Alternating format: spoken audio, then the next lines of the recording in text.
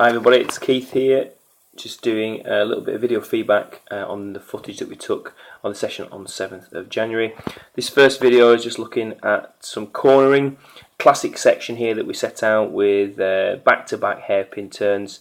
I just want to focus here on some of the different line choices. In general, the riding was really good, and we talked a lot about dynamic movement on the bike, getting those side knobbles of the tyres into the dirt, and looking around the corner, some of the key coaching points. But in this footage I want to focus on the different lines that some of the guys are taking through the corners here. So we'll have a little look at the footage and talk you through some of the things I've put on there.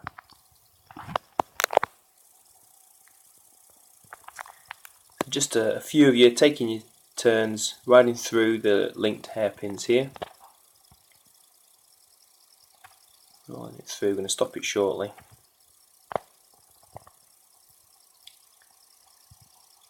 Okay, so most of you had a little ride through there. Let's wind it back a little bit.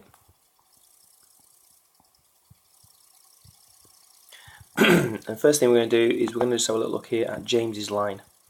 So James is riding well, he's taking good dynamically in the bike there. But one thing I want to point out here is the line that he took, which is quite tight and angular as he turns into the corner, and quite quickly loses quite a lot of space on the corner and has to check quite a lot of speed to carry that line through the corner there, James. If we then have a look at Martin's line here, what Martin was doing really well was using a lot of the space and a lot of the terrain, so going from tape to tape and actually hanging out quite wide on turns, looking for maximising grip and carrying his speed. We'll just watch him as he rides through this line that we've marked there.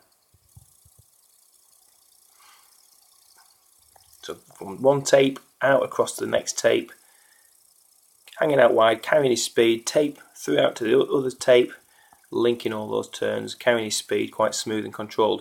It was a good riding Martin. Just wind it back again, let's compare that with Alan, who's chasing him through the section here. Alan chooses a far tighter line, similar to that of James from beforehand, where he's coming out wide but then turning real quite tight. So we'll look at the difference in position of the bikes here.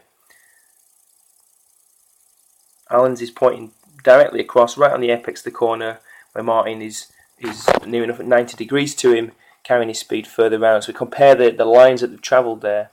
You see it's quite significantly different. Wind it all the way back there.